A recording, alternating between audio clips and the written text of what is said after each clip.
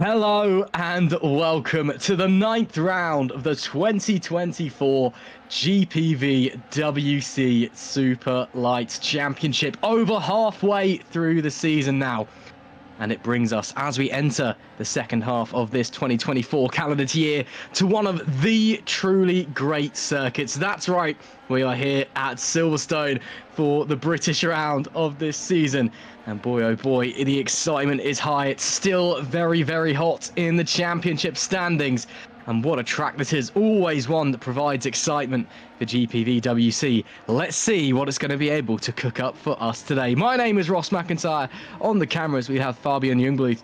And alongside me, of course, once again, it is Super League driver and Super League race winner, should I say, Carlos Martin. Carlos, Spain may have been on top in the football on Sunday, but now it's on a British home turf.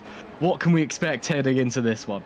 Well, it might be coming home. We can see Jack and many British drivers today being really strong, and I think this is the most interesting racetrack in the whole calendar, and my personal favorite, of course. This is a track where setup is key. This is a track where you want to develop setup, and there are many different philosophies you can follow here. But this is a challenge. This is a track that if the car is not well set, you will suffer it in the race. You absolutely will do indeed. Setup crucial here. Lots of high and medium speed corners, but also lots of slow, twisty bits as well, especially through that opening loop section. That new section of the track that opened up a little over 12 years ago now. So it could be quite interesting. But again, we've also got all the fast parts down at the bottom end of the circuit in the old pit straight and then through Maggots, Beckett's, all of that. Of course, back then, a little bit of trivia for you. When the start line moved in 2011 to where it is today, the circuit actually changed county. It currently splits the line between Buckinghamshire and Northamptonshire. The old pit straight is in Buckinghamshire. Now the new pit straight is in Northamptonshire, which technically means the circuit has just completely changed location. Little fun fact for you there. But shall we get on with it? We're a few moments away from getting underway in our qualifying session. So, of course, all the drivers, in fact, as I say that there, we do see some of the drivers heading out onto circuit. So it's all to play for. It was looking very, very close in the practice session just before the broadcast went live. Alex Lahoe, Jack Mayer, Loic Moynier, the three of them almost inseparable up the top of the table, but some big names not quite where you'd expect them to be. Some perhaps potential surprises looking like they're on pace. Again, it is so crucial about setup. Silverstone, it's a track that all the drivers know like the back of their hands.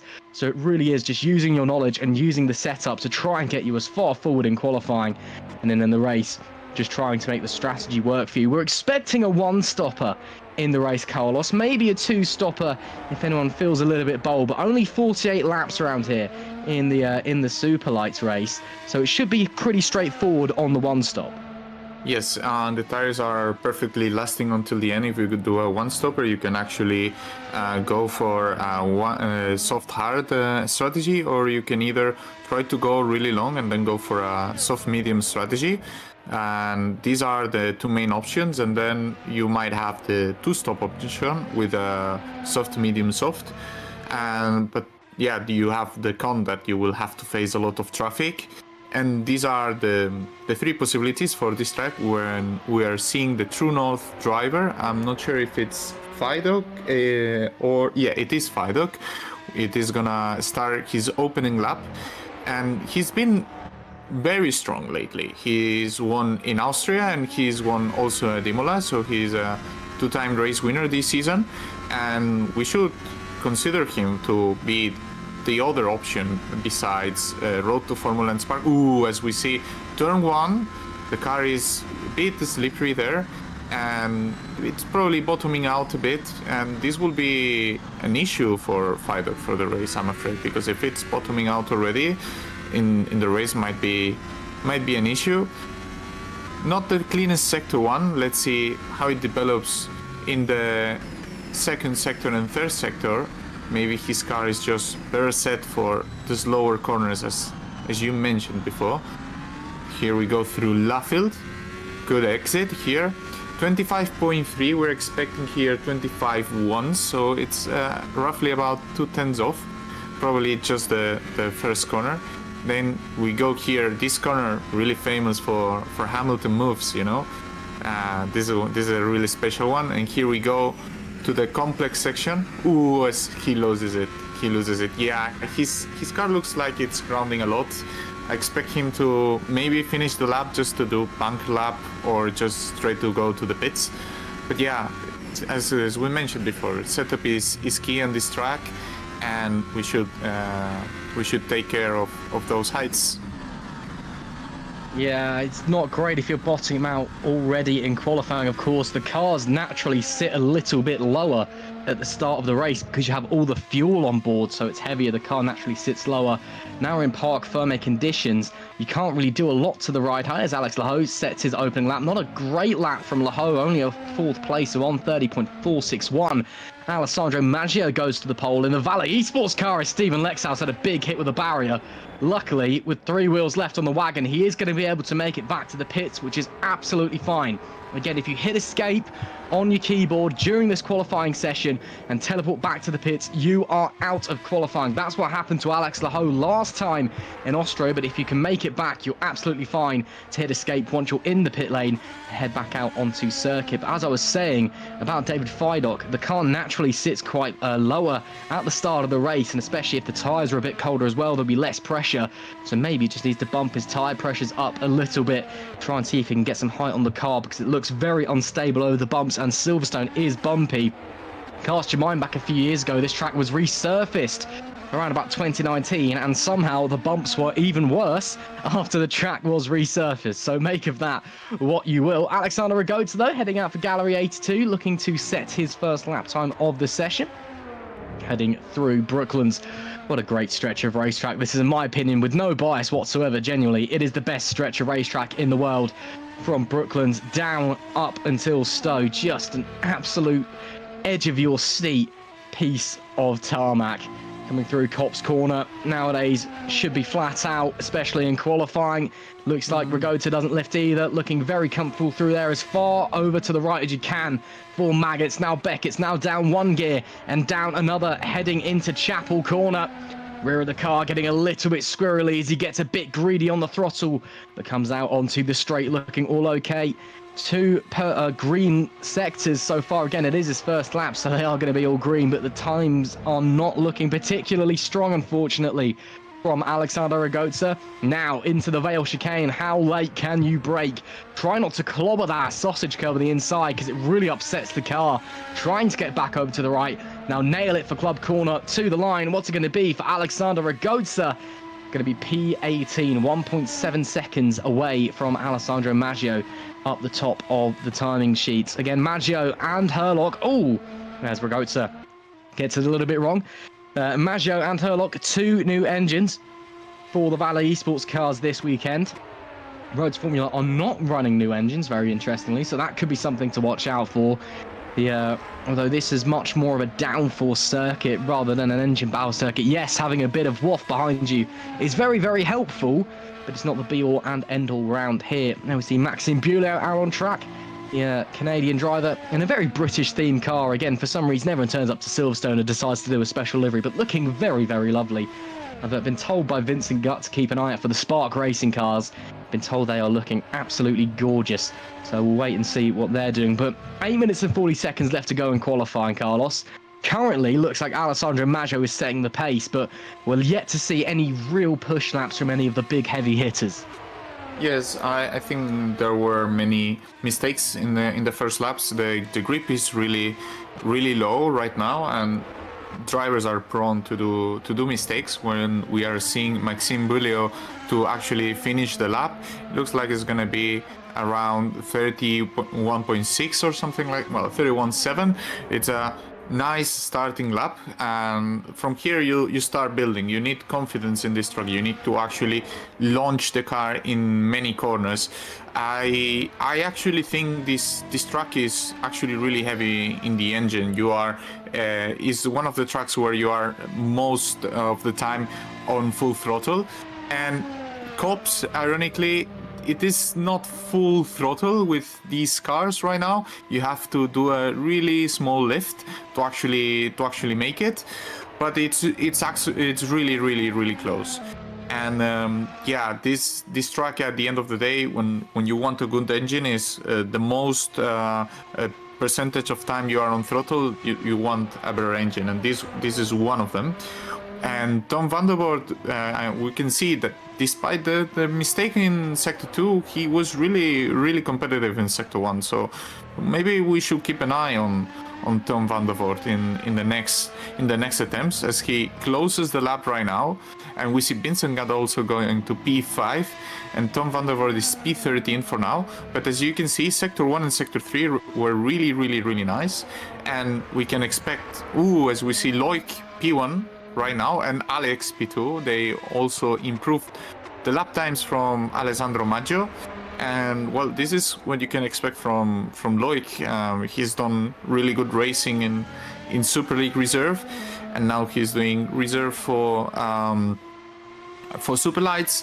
And yeah, this is the kind of guy that you actually want in your lineup. And maybe we can expect him to sign for a nice team soon and take a full-time seat. Potentially. Time will tell. Alex Hallowes currently sitting in P21. As we see on your picture, the TTF driver will be looking to improve after that one. Purgis Miram currently in P22. The slowest out of our entries so far. 2.2 seconds off of the pace as Hallowes heads into Brooklands. Back in the day, in the 70s and 80s, Silverstone, it was the fastest racetrack in the world on its old layout, even quicker than Monza. Actually, the F1 record for the highest average speed at any track ever was held by Keke Rosberg for about 20 years around here back in the early 80s, until the cars started getting really quick around Monza in the early 2000s. And of course, now Silverstone has got a lot more tight sections, a few more chicanes thrown in, but that doesn't take away from just how brutally quick this circuit is. And as Hallowes makes his way through Maggots, Beckett's and into Chapel, a little bit wide heading into Chapel, that's going to compromise his speed down the Wellington Straight. So he'll have to try and make it up heading into Stowe, a very tricky corner, off camber, up, over and down a crest. And if you get it wrong on the exit as Hallowes dives into the pits, it can really not pay dividends. Very easy to find yourself hurtling into the wall. There is Jack Mayer on the wheel of the Spark racing car. Looking absolutely lovely is that Spark racing livery. A throwback to last year's car. And just paying tribute to those gone past. In fact, I think it is actually just last year's livery on the new car, to be brutally honest with you. No. It's the Nova livery. No, it is the Nova livery even. Yeah, it is the Nova livery from 2022. I stand corrected, so it's the Nova livery from a few years ago. So again, paying homage to cars from years gone by. Jack Mayer starts a new flying lap with 4 minutes and 20 seconds left on the clock. Looks very, very tidy. Heading through Abbey, down into turn number 3. Really smart through there as well. The front end just washing out a little bit as he now comes into the loop, but rear's looking very stable until that point. Just a little bit too greedy. Onto the throttle, onto the hanger straight we go. DRS will be wide open, pushed to pass, surely being slammed down on the steering wheel. Now Brookland's a left-hander. The apex here is as late as you can make it. A little bit wide from Mayer on the exit, but it is a purple first sector. Half a tenth up, heading through the opening part of the lap. Now absolutely flat out onto the old pit straight. Flying through and into Cop's corner. How brave are you, Jack Mayer? Looks very, very tidy through there and need a big cloud of sparks being kicked up, doing the team name justice into maggots. Now Beckett's down 2 gears into the left-hander, down another for the right-hander. Oh, very wide into Chapel, gets it really wrong into Chapel. And what was a great lap for Jack Mayer. Can he make it back to the pits? Hopefully he can, but that was looking very tidy. Got a bit too greedy into the right-hander. Just clipped the grass and it sent him round into the wall. He will have one more go if he makes it back to the pits. It just shows, Carlos, how hard these guys are pushing. How hard these guys are pushing and just how much they're leaving on the table. Well, Alex is coming for pole right now. He's improving 1/10 in sector 1. And now this is key. This is the section where Loic is actually faster than Alex. And the lap time you might set here, this is what will determine if you're doing pole or not. Oh, and he does the same mistake as Jack, although he acknowledged earlier that his mistake, and he will be able to abort the lap and then maybe just in time to start it all over again. It will be quite tight, but yeah, I mean, Alex showed that he has the potential to actually make it, as we see Joseph Harlock actually going really fast right now. And let's see what is his sector 2 right now. This is the power of the new engine, although he lost 4/10 in the second sector. This is where the setup actually makes a big difference. Although being 4/10 actually can put you still in the top 6, and not enough for Joseph. Oh, I'm not sure if he will have enough time to actually have another attempt.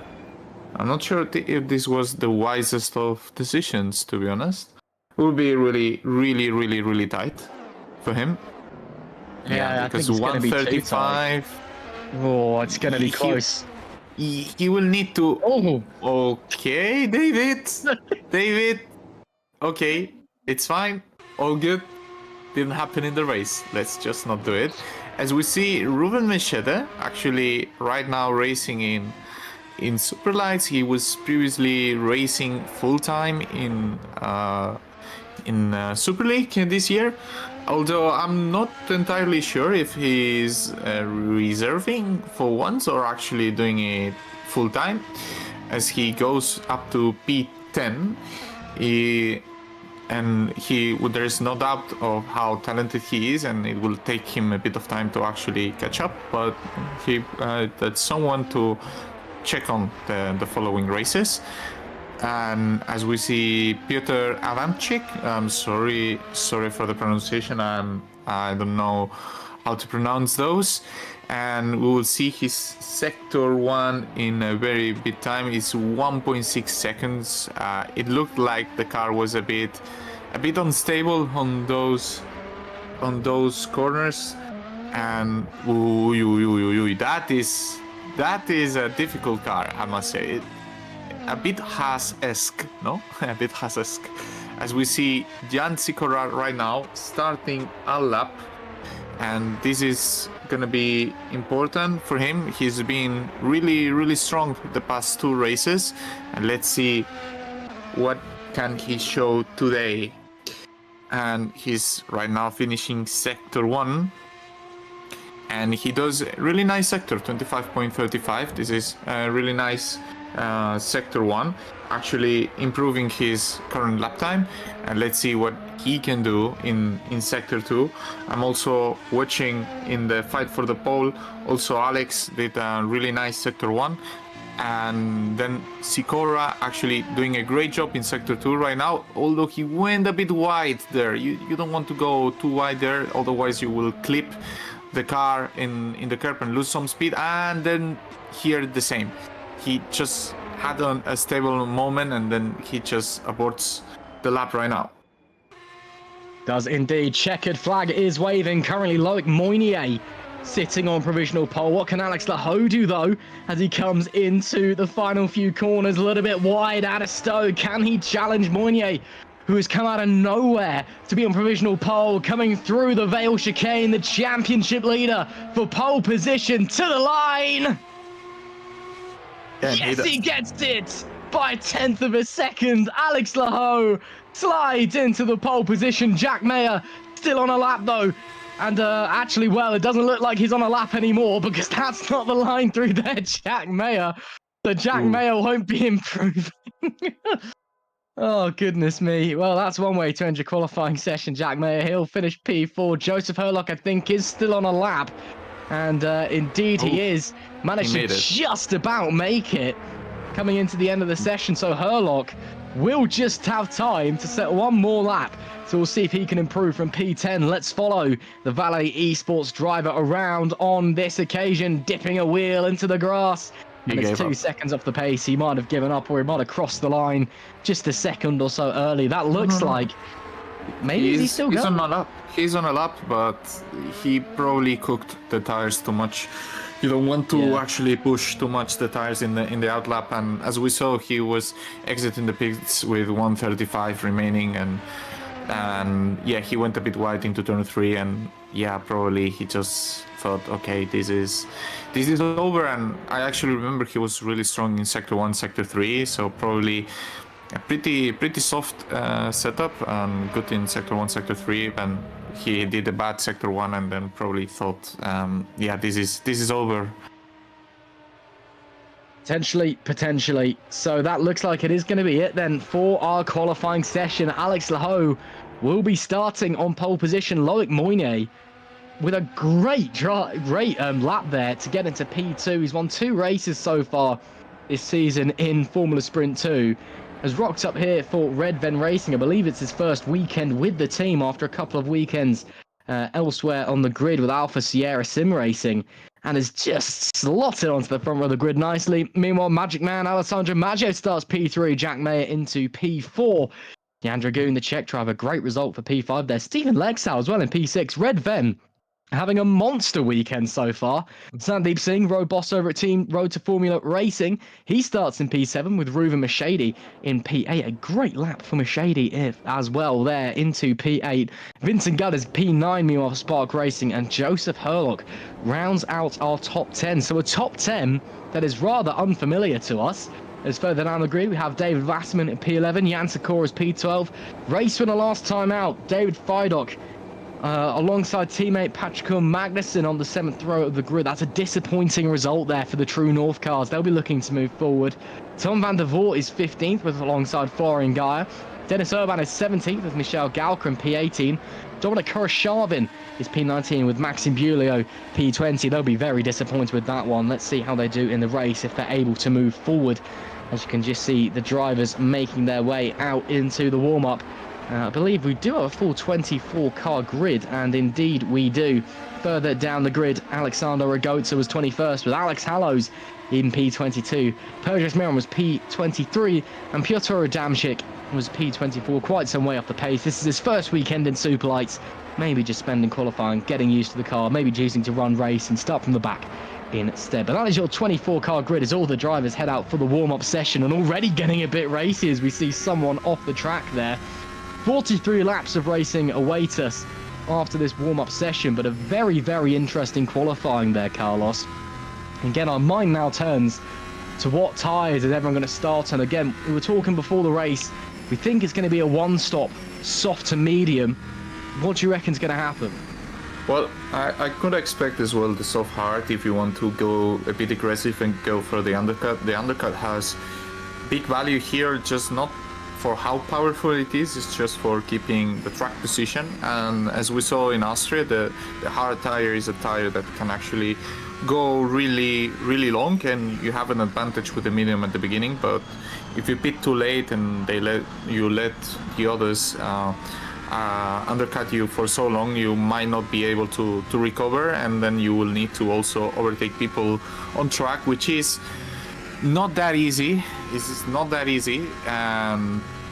Yeah, I think both possibilities are good. Maybe one of them is faster, but the other one is more ideal in terms of, let's say, track position and actual race. To have a higher finishing position. So I could see both strategies actually working. It will depend on what are you actually finding in the pit window. No, I think the pit window will open as early as lap 12, and then it might go down to lap 19, I think. And between this window, you actually need to know where will you land, and if it's gonna be like separate cars that you can actually overtake them, or is it just a big DRS train.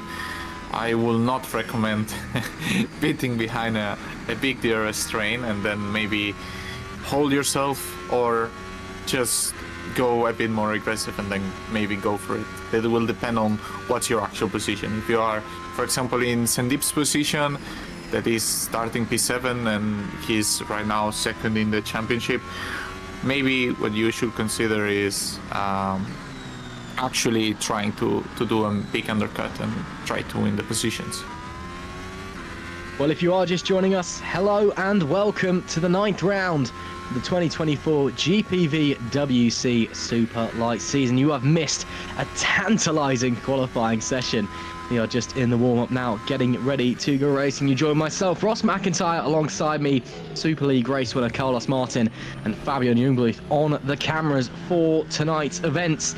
It's been a great week of sport so far. Of course, we've had all the GPVWC stuff on with the Academy racing, the Formula Sprint 2 and Formula Sprint 1 races. Of course, we had the Euro final on Sunday. Less said about that one, the better. The Darts World Match Play on as well. It's all kicking off, and of course, in 2 days' time, we've got the Super League as well, where you do see the likes of Carlos Martin taking part. But for now, we are here for what is easily the best championship in GPVWC, and I'm not biased at all in saying that, but it is, of course, the Superlights. A very, very interesting qualifying session here at Silverstone. So it's all to play for. Again, we are expecting a one-stop in the race. If this is your first time watching GPVWC, hello and welcome. It's a pleasure to bring you all the action. Make sure you head over to the website at gpvwc.com to find out more about how to get involved. Or as well, you can click the Discord link in the description to join in and come and find out how to get involved and speak to us. We are nice, we don't bite, I promise. It's a great community and a great way to test yourself against some of the very best in our Factor 2 sim racing. Now, Silverstone is a very, very big track, Carlos. You know, lots of fast corners, lots of technical and tricky bits as well. What does it take to be fast around here? Well, it takes to actually find a good balance between the downforce levels, because first of all, this is, as you mentioned before, this is a really high-speed track. Therefore, you don't want to drag you through the very high speeds. So you need to find a really good balance between the top speed and the downforce, and also in the same matter in terms of the cornering. You actually want to find out stiff suspension to actually preserve your heights in high speed, but at the same time you don't want to be too stiff that you actually don't have an amazing grip in the slow corner. So it takes a good bunch of balance of everything. So there is not like a clear question or clear answer to this track ever, and that's why it makes it so unique. For the same reason what it makes it so unique is the race start. That the first corner is actually, well, the first two corners are actually flat out if you're starting in the first two positions. If you're starting further from P3, I'm not expecting you to do turn one with huge dirty air flat out. So I expect a lot of feisty moments in the race start. I think a lot of activity can happen, and let's hope nothing bad, of course, but I can expect a lot of activity between turn 1 and turn And turn 6, you actually want to use a lot of push to pass to defend yourself between turn 4 and turn 6. If you don't, you will get swallowed. Absolutely. It's well, you can't win a race in the first lap. You can certainly lose it. It's important, especially here at Silverstone, that you just hold your position. You've got to muscle your way through the pack here in the early parts of the race while you're waiting for the tyres and the brakes to get up to temperature. And then just try and hold on to your position before you settle into a rhythm and finish off your first stint on the tyres. Again, we are expecting a one stop from most of the drivers, either soft to medium or soft to hard. Top guys up the front of the grid will probably be going soft to medium. They can easily make the end of the 43 laps here. Silverstone is a circuit that is surprisingly kind on the tyres, it must be said. Although it also being said, we are using the hardest compounds of tyres, the C3 being the soft, the C2s being the mediums, and the C1s being the hards. So it should be interesting to see. Last couple of winners here at Silverstone have gone on to win the championship. McGorgy won here last year in Superlights on par with his dominant season in 2019. Lucas Schmidt and Liam Duval in 2020 as well. Both of them going on to be crowned champions at the end of those seasons. Meanwhile, Michael Ayres and Luke Maguire winning in 2021 and 2022 respectively. So we are going to have a new race winner here at Silverstone this year. Question is who will it be? It is anybody's guess. We're on board with one of the Drake racing cars at the moment. Technically the home race, although I do believe they prefer to identify as Welsh, as a Welsh team rather than a British team, which is completely understandable. Again, you know, not a problem with that. The United Kingdom is made up of 4 countries technically, so, you know, take from that one what you will. But it's as close to their home race as they're going to get, so they'll be hoping for a strong result out there today. But lots of drivers. It is a real fan favourite, a real driver favourite, this track. And, of course, one of the most historical tracks. Of course, the host of the first ever Formula One World Championship Grand Prix back in 1950. And just a real home of motorsport, I think, in general, not just for the UK. It is a track that is beloved the world around and is well known the world around as well. As we're on board with the Andragoon, heading through Stowe and into the Vale chicane. Fun little fact for you, again, another fun little fact about Silverstone, because I've got a few. If you stand on top of the pit building, which you can see on your left there, and look at the cars coming through Stowe, so you're looking back at Stowe, because of how fast that race cars move, you actually only hear the curb sound as they get into the Vale chicane, because the cars are moving so fast, the sound takes a while to catch up. So that was quite weird when I experienced that one for the first time. I thought my brain was melting, but there you go. It's the little things in life, isn't it? But as we're on board with one of the Red Ven cars, those guys have had a great qualifying session, haven't they?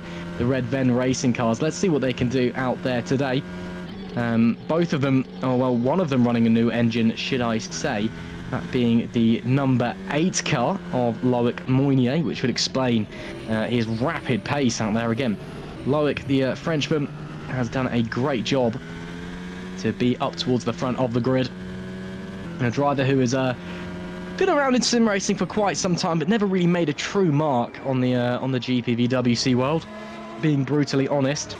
He's got 3 wins to his name in Formula Sprint 2, 2 of them coming this season. In the only round he entered, he swept the weekend in Montreal a few rounds ago. Apart from that, he's not stood on the top step of the podium at any of our other series. A few rounds in Super League, got a 4th place last time out in Austria. He's come into this one, his first race with Red Ven Racing, although not his first race in Superlights this season. He did partake at the Chinese round with Alpha Sierra Sim Racing, but he's looking on fine form here at Silverstone. Maybe it's time for the French to have some payback over the British, given their years and centuries of feuding. But the checkered flag is out in the warm-up session, so the drivers will be making their way back to the pit lane very shortly. Ruben Machedi was fastest in that session by just 0.03 of a second from, or a tenth of a second, 0.03 of a second, yeah, that's the one I'm going for, from Loic Mounier. Sandeep Singh was looking fast in P3 as well. Jack Mayer, 0.02 behind him. It is super tight up the top of the grid. It could be very interesting to come into the race, because the pace is looking very similar. As I mentioned earlier, Silverstone is a track that everybody knows like the back of their hand, so the grid spacing here is super, super tight. Everyone is super, super close around here. So it should be very interesting to see how it all unfolds in the racing. But we are moments away from the formation lap then.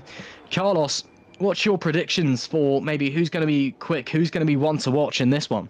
I'm gonna do the top 3, and last time I got it wrong, and probably I will do this time as well, but I'm gonna go for Jack winning the race from the P3, or is it P4?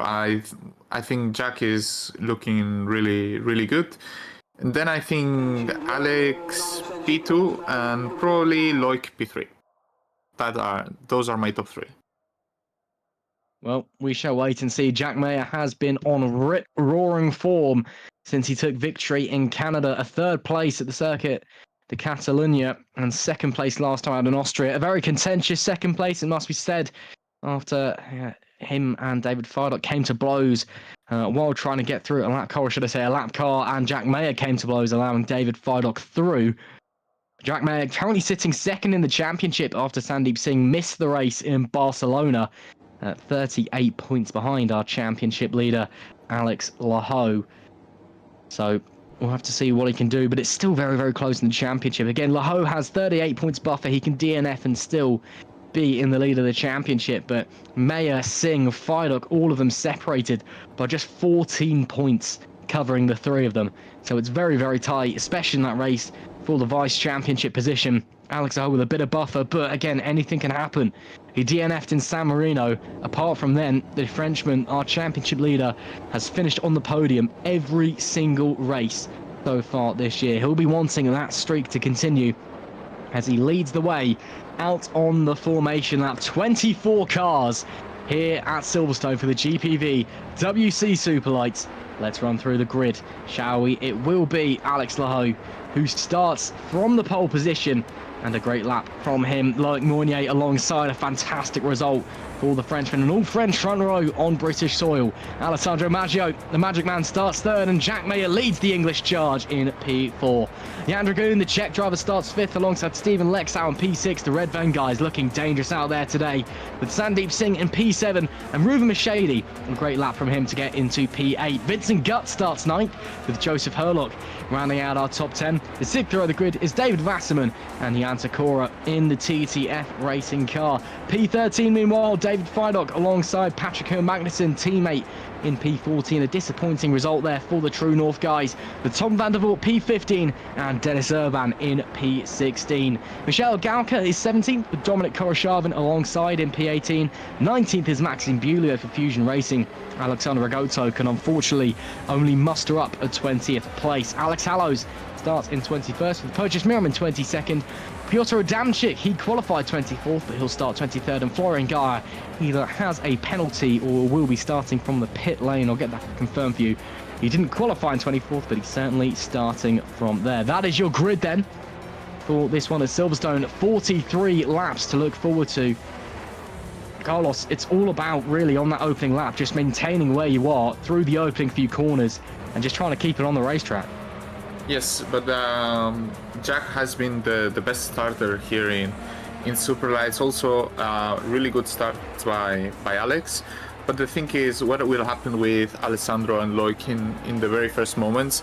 I know Alessandro has a great talent, and he has a great opportunity today to actually shut all the haters up and actually bring up a podium. So I expect good things from him as well. I also somehow expect Loic and Alessandro to be more aggressive on the tires by how we have seen the warm-up. They were slightly faster than Alex, than Jack and Sandeep, for example. So maybe they are more on the attacking end on the tire treatment. So they will try to escape and attack in the race start. Well, we shall wait and see. All the drivers have made their way onto the grid. Alex Laho sits on the pole position. Loic Mournier alongside him, an all-French front row here at the British Grand Prix. Some people would find that sacrilegious, but the 5 red lights are now on. It is lights out. We are underway at Silverstone. Good launch there from the front pair. The Valley Esports car trying to work his way through as well and up to third place, but it will be Alex Laho that leads the charge down through Abbey Corner, challenging to the outside, or someone very late on the brakes there. One of the Spark cars getting really involved with one of the red Ven cars. Almost contact as they head into turn 4 down at the loop. Everyone trying to keep it clean on cold tyres. Laho immediately trying to bolt away up the front of the field as there's cars everywhere you look. Down into Brooklands, the first high-speed braking section. That is Jack Mayer looking to the inside of the Magic Man, Alessandro Maggio. Can he try and go the long way round at Luffield? I don't think he can, unfortunately. It's Laho from Mournier, from Maggio, your top three. Mayer had to really get out of the gas after a big mistake on the exit there. That's allowed Jan Dragoon to slide through, unless Mayer can say anything about it. Side by side, Mayer gets it wrong. Mayer sideways. What a save from Jack Mayer coming out of Cop's corner, but it's going to drop him down a lot of places. A disappointing start there for the Spark Racing driver. That allows Jan Dragoon up into P4, as well as Stephen Lexell and Sandeep Singh sliding on by. Chaos at the start, especially for Jack Mayer. Can he try and push his way through on Sandeep Singh? Sandeep hasn't been looking at his normal brilliant best so far this evening. Can Mayer try to pull off some heroics down into the Vale chicane? I don't think he can. As we come to the end of lap 1, it is Laho that leads from Loic Mournier, from the Magic Man, Maggio in P3. Jan Dragoon keeping them honest in P4, but still very much neck and neck from everyone at the moment. Look how close they all are out on the circuit. This is brilliant racing as we head on to lap 2 of 43. Mayer already trying to regain that ground he lost. It must be said, a great save, but it was a save that he had to make after a mistake of his own doing, running too wide at Cops, getting all sorts of loosey-goosey, and then just dropping down the order. Not the start then that Jack Mayer wanted at his home race, Carlos. One of your favourites heading into this one, but he's managed to keep it going, currently lying in P7. Yeah, well, it's the caster curse. I knew since I said his name that he wouldn't get a good result, so I'm sorry, Jack. That's on me. But, well, the race looks everything really compact. We don't see anyone actually pulling away. I think Alex is trying to manage his tires for going for a really long way, and I think Sandeep and Jack need to do the same similar thing. From a Jack side, he needs to calm down right now. You already lost a lot of positions, but if you don't calm down, it will be worse. As we see, Ruven Mechede going really close. He's gonna go for the attempt. Well, he's gonna have a look at it, but right now he probably prefers to stay behind. And as I'm mentioning, Jack tires, this is really important. You need to go quite long or really into the aggressive. So you either actually maintain the DRS and keep calm and just let's think about an alternative strategy, or otherwise you will keep falling back because these slides you did, you're not going to recover them. So that's the important thing. And now we will have DRS on this very lap, and Ruven looks really close. He might actually try an attempt, although he's quite behind right now. I expect the race to be just like this for quite some time right now.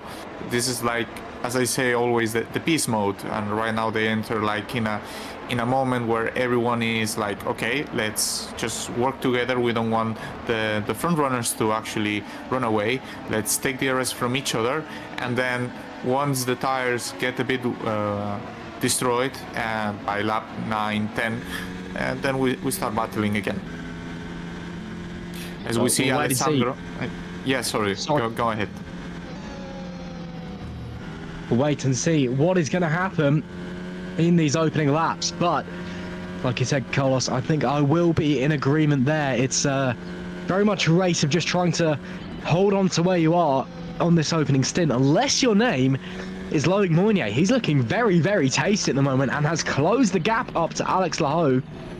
I wonder if maybe using a bit of push to pass, or maybe Laho trying to hold some tyres, but the guys behind, they've all started to catch up to Alex Laho. Maggio is also trying to follow Loic Mournier through. Jan Dragoon's still there as well. On to lap 4 of 43 we go, as we head through Abbey and the opening section. Now this very, very slow section here, it's almost like you're on an ice rink in a Superlights car. Just there's no grip there because there's no downforce through this section. You're going far too slow, so you're having to rely on mechanical grip. But unfortunately, all your setup is done for the fast bits around here at Silverstone, so there's really not a lot of traction, not a lot of front end through there. Like Mounier looking very, very fast on the straights, it must be said. Yes, he does have the DRS, but that thing is looking rapid in a straight line. I wonder what's going through Alex Laho's mind right now. Actually, he's the lowest top speed. Yeah, I think, well, this is the effect of having a higher downforce car. You can stay a bit closer to the car in front, and then you can take more slipstream in the straight, so you can actually take more benefit from it, although it's more difficult if you are closer for the tires. As we can see, Alessandro is really close right now. He might have a look right now. If he wants to deploy some push to pass right now, he's gonna go for it. Alessandro is actually going for the outside. I think this is the smart play to go for the outside here, and he actually on there is contact. Oh, I think there Maggio deserved to have the place there. So probably the smart thing to do from Loic is actually to concede the place if you don't want a penalty. That's really. It was pretty clear, at least from this point of view, that he was entitled for space, and there was a contact, and then he took advantage of that.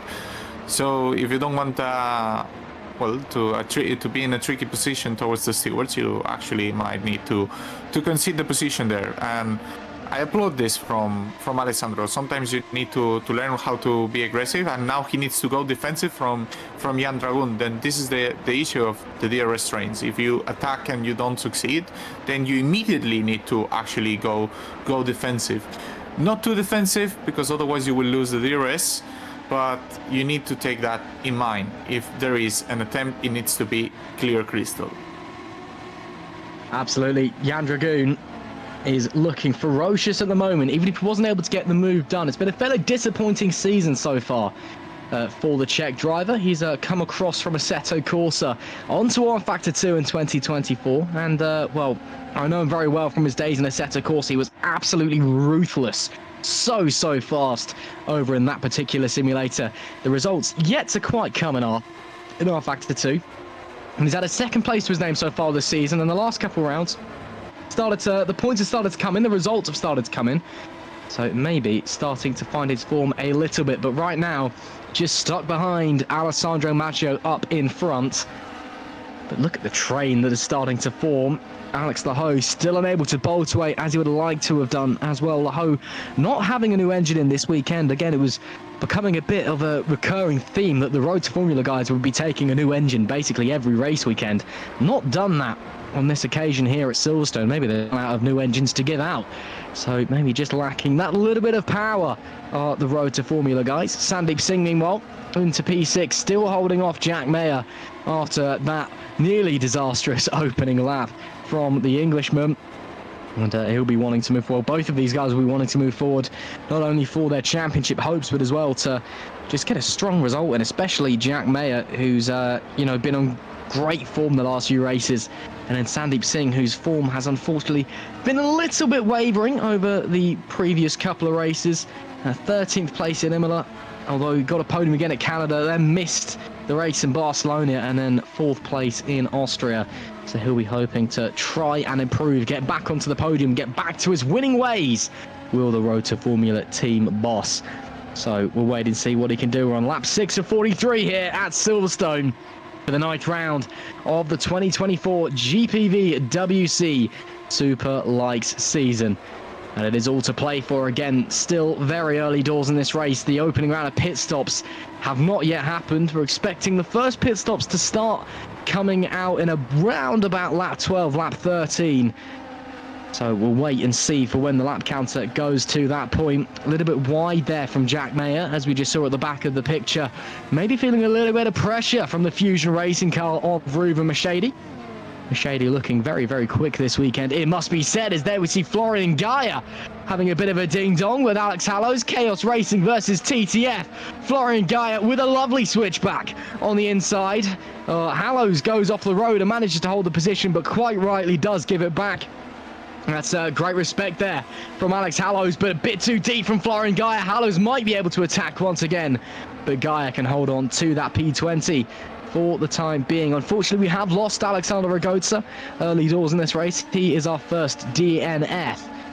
But yeah, that was close racing there between Gaia and Hallows. Hallows did the right thing, letting Gaia back through after running off the road and gaining a little bit of an advantage there.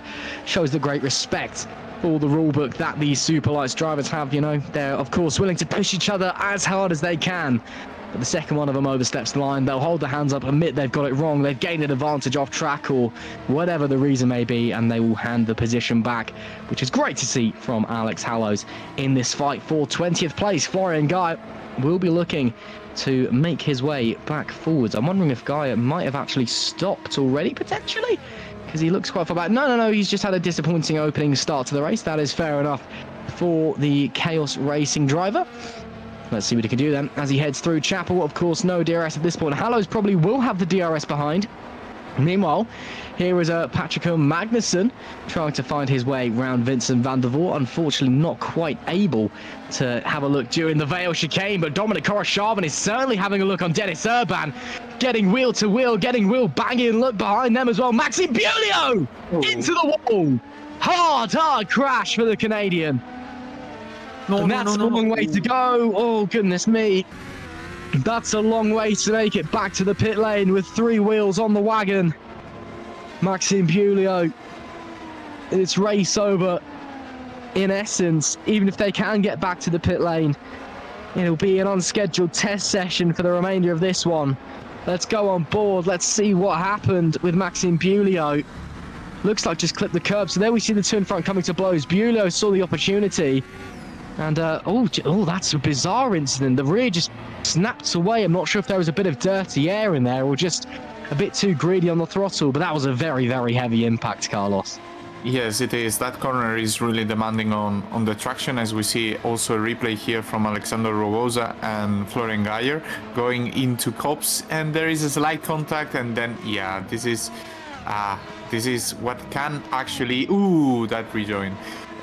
This is what can actually happen in Copse. This is a really difficult corner to go actually side by side, and these fights are actually key for the front runners because you actually want to pit with clean air, and right now all these fights made Florian Gaia, Alex Hallows to actually fall back down to 21 seconds, and therefore if Alex wanted to pit, he will have right now about 3.5 seconds of clean air. So the chance is opening for those who want to be aggressive by lap 12. And then there is a small group of 3 cars, which is Koroshavin, Denis Urban and Michal Galka, which you will eventually find. They are pretty close, so it's a DRS train of 3 cars. But at this rate, the risk, it might pay off to actually try to go for an undercut and to win those positions, because as we're seeing right now, it is very difficult to actually overtake. The only one who lost the DRS is Herlock, and yeah, there is a train of 8 cars, and you don't want to get undercutted by 3, 4, 5 cars, because then overtaking those will be extremely difficult. So if I was Alex, I would try to either start pushing a lot, try to open the gap, and then pit early, or just hopefully hope for Loic to actually lose the DRS pretty soon. Otherwise you are in danger, and you will need to actually be proactive in this regard. Alex Lahope still under big pressure from behind. Loic Moynier and Alessandro Maggio keeping him very honest as it stands. About to start the 10th lap. That left rear not looking too healthy as we're on board with the championship leader. You can see there, it's just a little bit warm, bit of graining going on there, but nothing too horrendous. Again, the left-hand side tyres are the ones that take the most of the beating here at Silverstone. Typically, the left front is the one that you see go first. just from the big, fast right-hand corners that we have the likes of Maggots and Stowe, Abbey as well. So it's easily done. He's chewing through that left-hand side, but we'll wait and see how happy Alex Laho is on the tyres as we look backwards. And yeah, that right rear looking a lot nicer than the left rear. You can see there, what a great view. Look how close the top four are. Laho, Moynier, Maggio, Dragoon, covered by about 2 seconds across the four of them. This is brilliant stuff so far to a sold-out virtual Silverstone crowd. And it's anyone's guess as to who's going to be on top at the end of the first round at Silverstone. Again, it's a track that the undercut can work here, but it's not one that's always super powerful. So we'll wait and see how it's going to unfold. We're expecting the first batch of pit stops in the first few laps, and look at that as well, behind the front four as well. Lexal, Singh, Mayer, Ruben Machete, all so close. It's unbelievable. That top 8 are just neck and neck on what is shown to be lap 11 of 43. Alex Laho, though, still leading the way, holding on to that lead that he's held since the pole position. What a great performance he has had so far. Time will tell, though, what's going to happen. Alex Laho, or actually Loic Moynier, should I say, has the fastest lap of the race. So 134.466 is the time for the man in second place. That's a 10th quicker than Laho's best efforts, but they're running very similar lap times right now, both in the 135.3s. Maggio on that last lap, a 135.0, so maybe starting to just close the gap ever so slightly to the guys in front. But those guys still pushing very hard. Machete not close enough to have a look. Maybe Vincent Gutt's close enough to have a look. No, he won't be. Joseph Herlock holds on to that P9. Unfortunately, we have lost Maxime Bulio after that incident earlier coming onto the Lewis Hamilton straight. Looks like Bulio was not able to make it back to the pit lane. Becomes our second retirement of the day so far. A real shame for the Canadian, but unfortunately that is racing sometimes. A little mistake with a lot of consequences there for the Fusion Racing driver, as we focus on Vincent Gutt for the time being in the old Nova liveried car, for reasons. Looking very lovely, though, it must be said. Can they hold on? Can they maybe try and slide through? He's quite close right now. Herlock? Yeah, he is quite close. Maybe going to try with the DRS. He'll get the push to pass, definitely as well.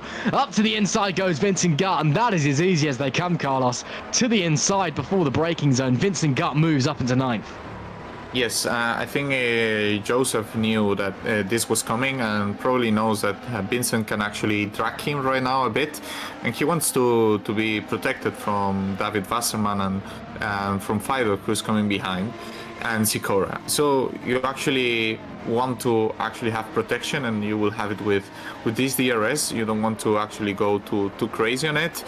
And the opportunities are opening right now for both groups. So we can see the first group from P1 to P8, and then we can see a second group here from P9. As we see yellow in sector 3, I'm not sure what is currently happening, but yeah, we can see Perseus Miriam probably had a little spin in sector 3, where the slow corners are really tricky. And let's see now if David Wasserman can actually pull an overtake on Joseph, and see, as we see Dominic Koroshavin actually fighting here for the P16 here, and he will have right now, I was about to say, a really good exit to actually have a chance again on Urban for Cops, but I think right now with that lack of traction you will not have the chance here. So that makes a position for Dennis Urban. But really nice performance so far from Dennis. As we see now, Ruben Machete actually showing his nose actually to pull an overtake on Jack. Probably Jack now is suffering from the slides he did in lap 1, sorry. Therefore, for the moment, nobody is moving. Now they completed 12 laps, so the pit window it opens right now if we want to go for the hard compound right now.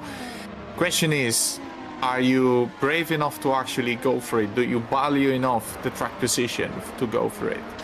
I think, in my opinion, you should actually go for it, because we have seen so far there is no overtaking opportunities right now if you are in a DRS train. So if you want to do something different, you already have guaranteed the P8, right? So you actually want to try to go for it. As we see, Hallows going for, he's the first one to actually pit in this race. And yeah, as we see, Wasserman was also fighting with Fayok right now. And as Michal Galka is also fighting there, they're going side by side heading to Kops right now. And looks like Fayok has got the position right now that is P2P usage, I believe. So yeah, there is a lot of fighting right now. When the tires are starting to go off, these fightings are pretty normal, as we see Michal Galka going for the outside of Kops on Dominik Koroshavin. And let's see if Hope it... Oof. I saw nightmares there right now. I saw really big nightmares of Max Verstappen and Lewis Hamilton there. So everyone is really scared of going through the outside through that corner, but Michal Galka did it amazing. He couldn't do it better, and great move also by Dominic to actually know when you have to yield off. If you're in the inside and you don't know when to yield off, then the contact for sure is gonna happen. And yeah, nobody yet to pit. Everyone yet to pit in the top 8 right now. So it gets really interesting because they will start getting to the medium range soon. Probably in 3 to 4 laps they will get into the medium range, and if everyone goes for the same move, as we see, Mechede actually overtook Jack Meyer, and Mechede is P7 right now. So yeah, probably Jack is right now suffering the consequences of the slides in lap 1, and we can see here right now probably his best option right now. He's almost out of the DRS as well right now. His best option right now is to actually head into the pit lane, set in a hard compound, and try to actually go until the end. I'm not sure if he will do it or not. As we see Lexa also as well, almost losing the DRS. It was really close. I saw the 1 second gap at some points, and he's right now in the 9th. So you don't want to be the open group, the group you want if you are Sendipo. As we see someone pitting. I think it was Lexau, right? Yeah, it is Steven Lexau who is pitting right now. I think this is too soon for the medium. I mean, you could do it if you actually nurse the medium tire a lot, but I think at that point the hard is faster to actually drive it normally. He goes for the medium, or maybe it's still a two-stopper. We don't know yet. Maybe doing a short stint on the medium and then doing a longer stint on the soft. I think it's quite bold to go till the end with the medium, as we see yellow in sector 2 right now. Well, we didn't see the action, as we see David Wasserman being very close to David Fayok right now, maybe actually going for the chance, while we see actually Sikora going for the move, and now he will have the outside going into Luffield, but he will have a really good exit heading into Kops. But not good enough to actually have another attempt. As you can see right now, when the tires are going off, if you slip on it, people will actually have an overtake attempt. And we see Sandeep actually lost the DRS from Jan Dragun, probably because the gap between Lexau and Dragun made it this to be there. So I'm expecting a lot of people in the first group to actually go for the pits, reacting to Stephen Lexau. And let's see what is maybe happening right now. We see Mechede also really pressuring on Sandeep, and this is really interesting to me. I was expecting people to acknowledge that track position was more important. As we see Alex actually pitting, and let's see what tire is he going for. This is the key of the race, and right now if you are Loic, you don't want to actually pit in this very lap unless you're scared of an undercut. He goes for the medium, so I guess everyone is taking the mediums until the end right now. I think this is pretty bold. I'm not sure if it is the right strategy.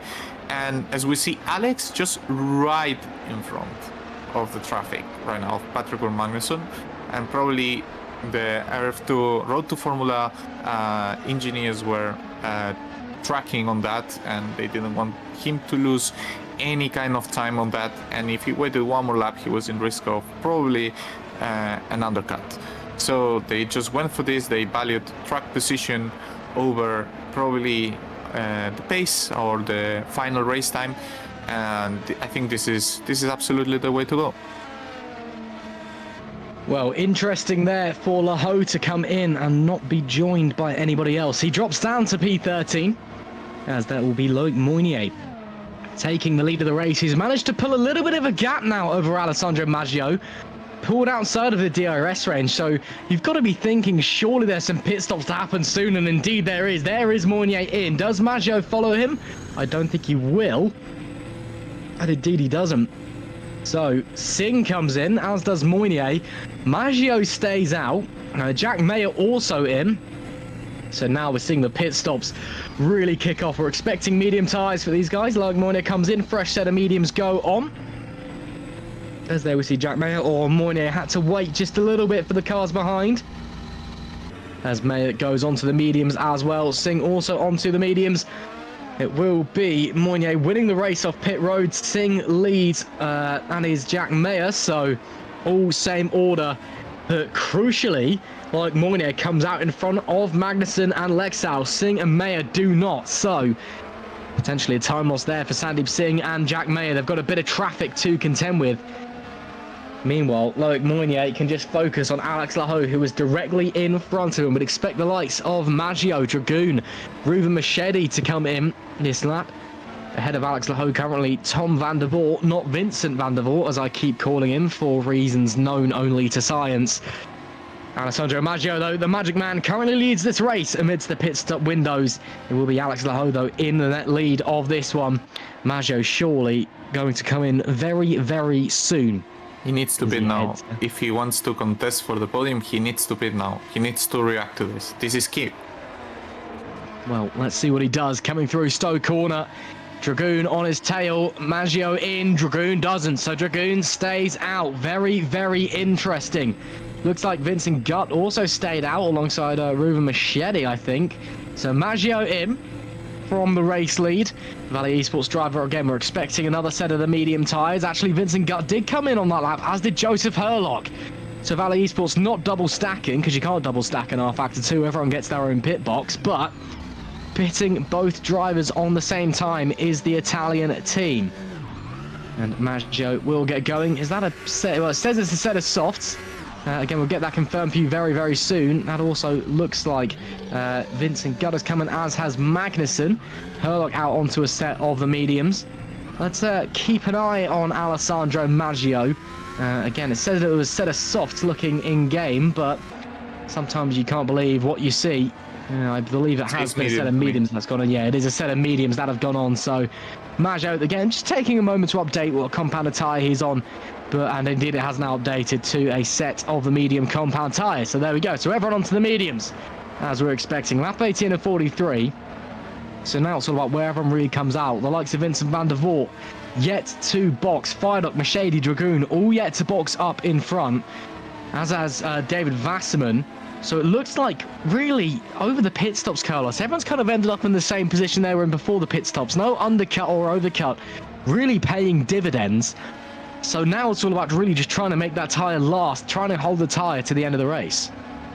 Well, yes, but right now there are quite some gaps. As we see, Maggio, he needs to overtake this position really, really, really fast. He needs to overtake Tom van der Voort really fast, because you don't want to lose the pace with the front runners. Right now, the race is a bit different. Right now, you will have to actually drive the car, as we see Fido heading into the pits. You will need to actually drive the car, because you will not have the comfort of the DRS. Therefore, if you want to actually contest, you will actually need to show that you are more skilled, as he goes for the hard compound. I was expecting more this compound if you were pitting in lap 15 or so. I think the hard is being a bit underrated in this race. Oh no! Oh, that was almost a Grosjean. That was almost a Grosjean. Oh my god, that was scary, as we're waiting for Tom van der Voort's tire to pit, and everyone is just pitting right now. This is the latest moment of the pit window, and I think most of them are going for the one stop. I didn't spot anyone to actually go for a two-stopper, but right now the race is really different. You actually are heading into where a gap where you want to you need to push the car to actually make those positions. As we see, Jan Dragun and Mechede didn't pit yet. I'm not entirely sure if they're aware that the rest of the people are going for a one stop, or they believe they are the only ones to go to a one stop for the medium, as they both head into the pits. That was a really long stint, a 19 lap stint. That's pretty long on the soft compound. And let's see now, they already acknowledged that they were losing the positions respectively to the other guys, so they decided to go a bit longer to just, you know, try something different. If you do the same as them, you will have the same exactly result as you had in the first stint. The only thing you need to take care about is that you don't want to get undercutted by the group 2, as I was calling before, of Pinsingat and all these kind of drivers. But it looks like they are ahead of them, so good for them.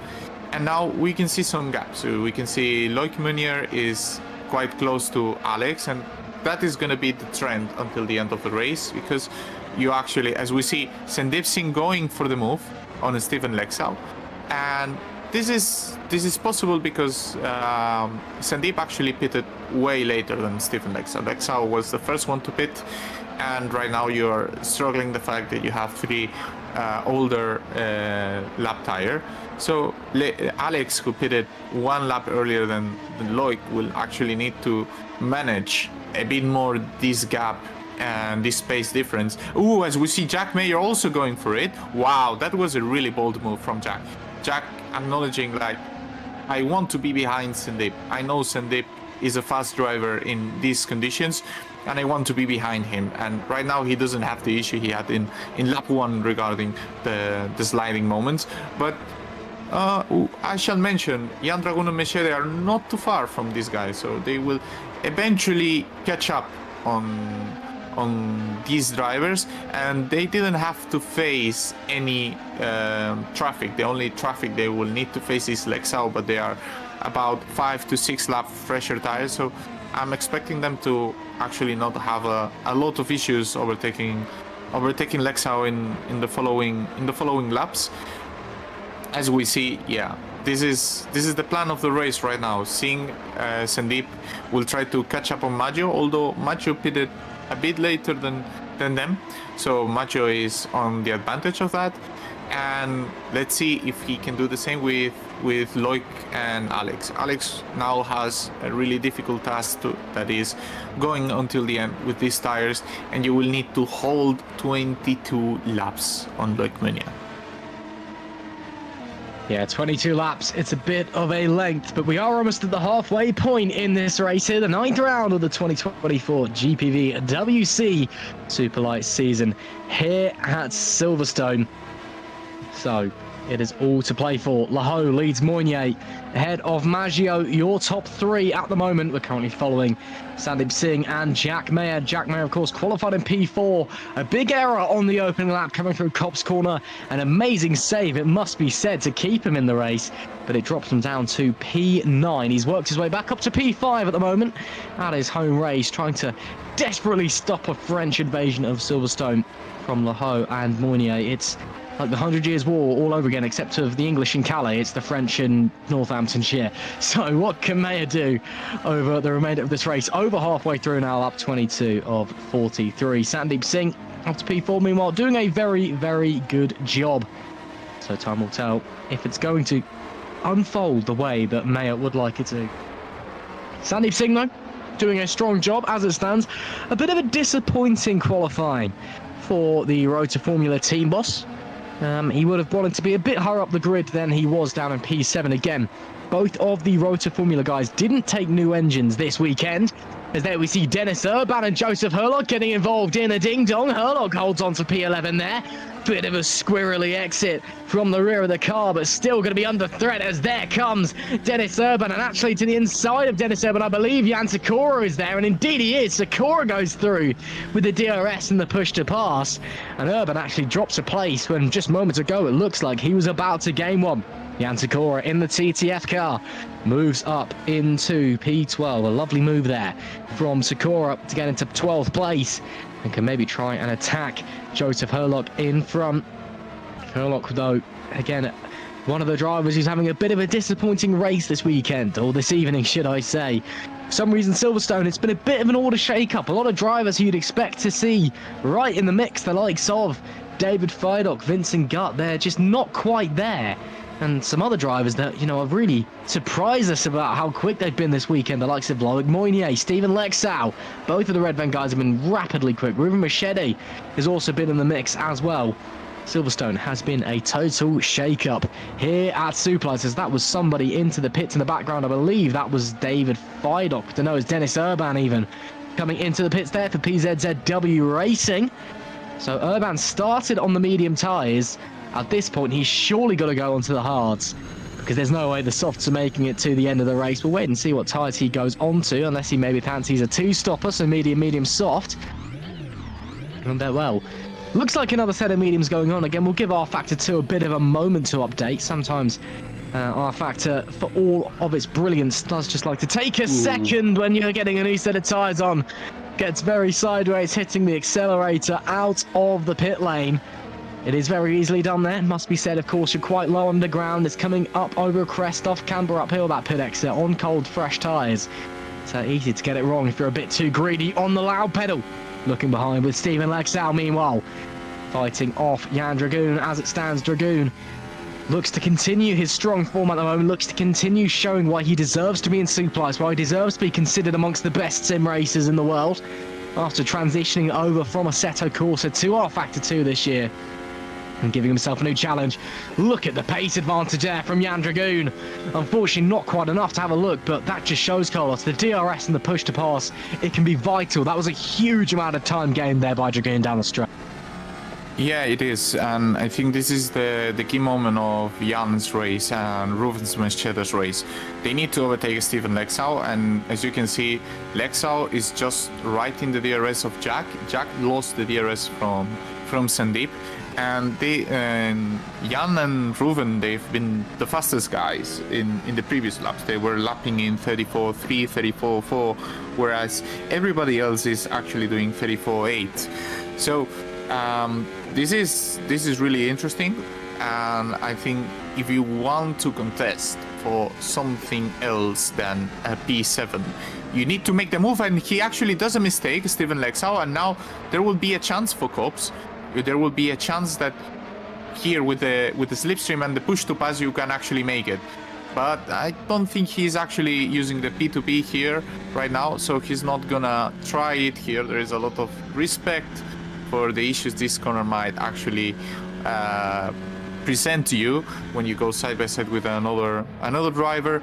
And if you want to make the position, you actually need to do something stellar, because if the guy in front has DRS, you need to either use a lot of P2P when he's not expecting it, or actually go for a dive. And actually there might be the opportunity now. That was a double move. That was a double move from Stephen Lexau, a bit reactionary there to when he was sniffing in the inside. And now Ruben Machete has the opportunity, and they have a little contact. There was a little tap there. I think that was a bit too much on the end of Stephen Lexau. I think that when the front wing of Jan Dragoon was already there, he actually did another move, and then Jan actually had to react to that. So that was a bit dangerous, and I'm not sure if it's worth to actually risk your race there for such a move right now. Potentially not, but he still tried to give it a go anyway. Lap 25 of 43 here at Silverstone. Dragoon still hunting down the Red Ven racing car of Stephen Lexau. He tried before. Can he make it work this time around if he has the opportunity to make another move? But the Union flag cladded Ruben Machete behind, should I say. also looking very, very pacey. Maybe Dragoon having to go on the defensive. Yellow flags out in Sector 3. Hopefully everyone is okay. Yellow flag out for a small moment, but goes away as quickly as it comes. So presumably just someone running a little bit wide. Sandeep Singh looks like he lost a bit of time there. Maybe he had to stand on the brakes for something. Through Maggots, Beckett, and now into Chapel. From following Jan Dragoon still. Chapel, of course, named after a church, if you couldn't tell. Stowe Corner next, named after a big posh school. That's not too far from Silverstone. If you've ever had the pleasure to drive to Silverstone, you may have seen it. It is massive. I've been told by a friend who once played them at lacrosse that they're all also horrible people. So take from that what you will. But Jan Dragoon is definitely not a horrible person, and he's not a horrible driver either, because he's doing a great job at the moment in P7. Is the Czech driver. Heading down the Hamilton straight onto lap 26 of 43. There you go. Well, this group goes anyway. Alex and Ho a little bit further up the road as it stands, but these guys locked in a battle again. Silverstone always serves up great racing, but a little bit of a problem, unfortunately, is that these guys, everyone knows it here like the back of their hands, so it's difficult to try and gain an advantage over your opponents because everyone just knows the track so well. Meanwhile, unfortunately, we've lost 4 drivers in this race. Lost Alexander Ragoza early on. Maxime Bulio went after that big shunt into the wall, coming onto the Hamilton straight. We've also lost Alex Hallows and Piotr Adamczyk. So a shame there. 4 out, 20 remaining. But we still go racing nonetheless. Loic Moynier is still all over the back of Alex Hallows, still pressuring his fellow countryman. Can he find a way through on the championship leader? Looking very, very strong, heading through Maggots, Beckett and Chapel. DRS will be open. Push to pass will be used surely. Closing, but not closing enough. Is Loic Moynier a bit too far back to try a move at the moment. And as they head through Stowe, Laho will hold on to the lead for the time being. They'll be heading on to lap 27 very, very shortly. But Moynier looks like he's got a lot of pace on board that car. I mean, Laho, Moynier, Macho, they've been inseparable all race long. So tight between the 3 of them. It could very well be this to the end of the race between the top 3. All it takes is one little mistake. All it takes is one wrong move and you're losing places. All it takes is a bit of bravery. All it takes is a bit of genius and you're gaining places. It is anyone's guess how this is all going to unfold over the remainder of this race. Of course, the 9th round of the 2024 Super League. Still plenty of time left to run in this season. Of course, in a couple weeks' time, we'll be heading over to Germany and the Hockenheimring for the 10th round. Then over to Spa on the 13th of August for the Belgian race at Spa. Another yellow flag is out in Sector 3. Hopefully everyone is all right. There we see Patrick Magnussen trying to put up a bit of a fight. Oh, looks like we lost Florian Gaia. That's a real shame. Hopefully we can see what's happened there in a moment. After Spa, though, we have the summer break. Then we've got the Italian Grand Prix at Monza, heading to Baku for Azerbaijan, Singapore on the 8th of October, and the Marina Bay Street Circuit, followed by the Circuit of the Americas on the 22nd of October, and then the traditional end of the GPVWC season, heading to Sao Paulo on the 5th of November. Fireworks night to end our 16-race season in 2024. What happened to Florian Gaia? Coming through Stowe Corner. Oh, that's a weird way and a weird place to lose the car there. Hard into the wall and definitely out of the race, but that snapped quite early on. Normally, Carlos, when you see someone lose it like that at Stowe, they lose it over the edge like Adamczyk did there. That's what happened to Piotr Adamczyk. That's a normal accident that we see at Stowe Corner. That was a weird one. There for Florian Gaia, but 2 victims there at Stowe. Just shows how easy it is to make a mistake. Well, the suspensions are really stiff on this track, therefore these mistakes at Stowe, they actually can occur, and you need to actually be really easy on the throttle, because you want these kind of oversteery setups on this track. The front left is suffering so much, so you want to relieve a bit the pressure on the front tires, and therefore you slightly add it to the rear tires, and therefore these kind of incidents might occur, as we see Koroshavin actually applying pressure on Patrick Magnussen, and this is key if he wants to contest for the positions of points that are just 1.5 seconds ahead of him. And this is the moment, if you want to use push to pass, prevent Patrick Magnussen from using, as we see Ruben Machete actually going for a look on Jan Sikora, and maybe Ruben getting a bit impatient because they have a tire advantage, but they are not actually able to capitalize on these moves. As I mentioned, the DRS train is really powerful on this track. There is a lot of dirty air, and the DRS is really powerful here.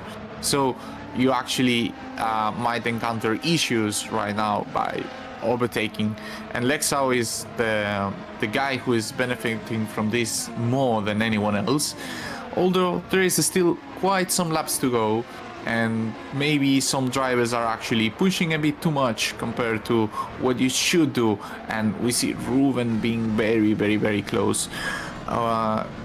Maybe he needs to be this aggressive if he wants to gain more positions, but it is a really difficult track. There are not like really long braking zones, and I think maybe one of the options that you can do is try to light brake into turn 3 and try to get the inside prepared for turn 4, although that is really brave. And here we can see this lack of traction is because the rear needs to get really stiff in order to have aero performance, and that's why you are lacking this kind of traction on this track, and also preventing and taking care of the front left, as you mentioned before.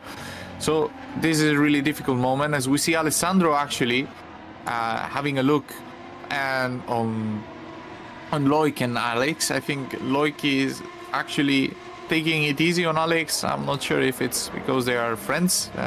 They've been teammates in previous seasons, and they are also really good friends. Maybe it's taking it easy right now, or just knowing that Alessandro has the edge right now because he pitted. He was one of the latest guys to actually pit. So maybe he knows that the best thing is to actually try it in the very last stages of the race, when there is less opportunities for Maggio maybe attack him. He feels maybe probably secure at this point, but time will tell. If I were Loic, I don't really mind if it's my friend. If it's a position, it's a position. It's super tight out there at the moment. Laho still leads, but holding on to it by a thread as he withstands the pressure from Mournier. Mournier himself withstanding the pressure from Maggio behind. Those top three have been superb all race long, and it's anyone's guess who's going to be on the top step at the end of this one. But if they all continue on and all able to keep it on the black stuff, I think it's safe to say by this point, that's your podium right there in one form or another. Laho, Mournier and Maggio looking pretty settled up there. A Frenchman, and an Italian on the British Grand Prix podium. Some people would not be very happy with that one, but again, we just want to see a good race here in the commentary box. But look how close they are out on circuit. It's been 30 laps of 43 and still nothing to separate them. Sandeep Singh as well, maybe looking to get involved there in the background as well. It's just at the back of your picture. Yellow flag briefly out, but goes away as quickly as it came. It's so close out there. It is so tight. And it's anyone's guess who's going to be on top of this one. Lap 31 of 42. The race, the laps are starting to tick away now. And now you're starting to think who's got the tyres to make it to the end. As what's happened to Stephen? Oh, Stephen Lexau's in. What's happened with Stephen Lexau? Was he on a two-stopper? Yeah. Oh no, he's on the. Yeah, he went to the softs, didn't he? Of course. Oh no, he went onto the mediums. Lexau's decided to go onto the softs. I can't. He was the I first can't one help to pit. He was the first one to pit, and he went to the medium. And maybe you remember, I was surprised that by lap 14 going for the medium. So this move makes a lot of sense. Maybe I would have pitted a bit earlier if it was him. Maybe you don't have the time to recover everything that you need to recover. So I think he is opting as much for P8 right now. Maybe it would have been better to actually try to hold position there. Well, Stephen Lexau drops down to P13 as a result of that one. Let's see how many places he can make up over the remaining 12 or so laps. Alex Laho looking under big pressure, as is Loic Mournier though. Alessandro Maggio closer than he's ever been. But these guys just not able to find their way through on the race leader. This is brilliant stuff here at Silverstone. Just neck and neck racing. But man, oh man, it is so good between all three of them. Oh, just you can't write it. This is racing at its finest. This is GPVWC at its brilliant best. And there's still 12 laps left to run in this one. Laho leads from Mornier in P2 and Alessandro Maggio in P3. Maggio looking close to the back of Loic Moynier. Oh, wheel-to-wheel contact between the pair of them. It was a gap that never really appeared in the first place, but Maggio gave it a good go. Unfortunately, not close enough. Moynier closed the gap and literally closed the door as there was contact, but just able to hold on to second place. That was the first real move we've seen. Maggio now trying again on Loic Moynier. I think, Carlos, Maggio has decided that he now wants to try and get a move on. He's now trying to start a move on Loic Moynier. And what can Moynier do to hold him off? Maggio, that's 2 occasions now on this lap so far. He's tried to make a move. Yeah, they're losing quite some ground. I see Sandeep is actually starting to catch up. He was 3.3 seconds behind, and now he is 2.3, 2.4 seconds behind. So the group behind is starting to catch up. And Alessandro is actually being really aggressive on the tires from what I've seen in the fast corners as well. So he needs to, even though he was one of the latest to pit, he needs to acknowledge that, watch out with them. And he actually did the attempt I was mentioning before to try to light braking turn 3 and try to go for the inside move into turn 4. I think that's a really smart way to do it. If everything keeps like this, Moynier is in a very comfortable position. You need to throw him off, you need to throw him a curveball. And the best curveball you can do is to actually do extreme attacks. So he loses the DRS of Alex, and then you can actually have an attempt that is actually easier for you to pull the move. So Alessandro needs to keep this aggressiveness, and with this aggressiveness he will be able to climb positions if he makes it work. It is so close out there, so tight between all of them. Lap 33 of 43 across the old start-finish line we go on the run down into Copse Corner. What can Laho do? Moynier holding on to P2 at the moment, because Moynier is the Road to Formula 3rd driver, it must be said. But right now, we know how Road to Formula operates. I doubt there is any team orders going on. Sandeep Singh has always been very open and is racing first, team orders second policy. So I'm sure he has no problem if Loic Moynier is going to try and properly challenge against Alex Laho. Loic is not part of Road to Formula. He's part of H, as we see. Ruben Mechede actually going for the overtake on Jan Sikora. Jan Sikora has been losing ground, and this is the opportunity for Ruben Mechede, and he goes for the inside. There is still side by side heading into the last 2 corners, and Jan will be able to defend the position. But this is being a long race for Jan right now. He is struggling at this point, and also Jack has been struggling. He's right now P7. He's lost both positions to Dragoon and Mechede. So this is actually really important for Ruven, because starting on the top 5 in your first race in Superlights, this is actually really important for Fusion and really important for also Ruven Mechede. It's super tight between the pair of them. Can Machete try and find a way through on the Czech driver, or can Jan Dragoon manage to hold on for the time being in the Drake Racing car? Machete looking left, looking right, not quite close enough at the moment is the Fusion Racing car, of course, in a wonderfully British, to put it politely, livery this weekend. Again, being here at Silverstone, of course, Union flags are out everywhere. It's been a bit of a new dawn for the UK over the past few weeks, actually performing well in the football with England. The less said about Scotland, the better, given their performances. Of course, a new government who maybe don't hate us for a change, and just general good vibes. It's been quite nice. Can Ruben Machete add to those good vibes by trying to find a way through on Jan Dragoon to the outside? Dragoon squeezes Machete, who holds position though. Didn't back out, still there, maybe having a look into the Vale chicane, thinks about it, tries to fill the mirrors, but backs out at the last moment, but still all over the tail of the Czech driver, still trying to find a way through. And as it stands, they're heading on to their 35th lap. Just unable to find the way through is Machete, but this is brilliant racing as this race boils down to its previous through laps.